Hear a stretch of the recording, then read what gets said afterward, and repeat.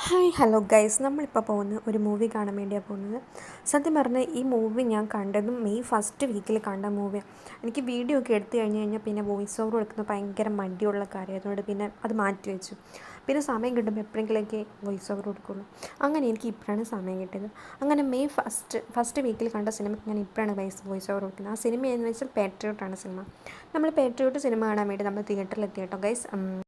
തിയേറ്ററിൽ വന്നു കഴിഞ്ഞാൽ നമ്മുടെ കലാപരിപാടികളൊക്കെ ആരംഭിക്കും കേട്ടോ ഗൈസ്. ഇതുപോലെ കുറേ പേര് സെൽഫിയും വീഡിയോസൊക്കെ എടുത്ത് വെക്കും.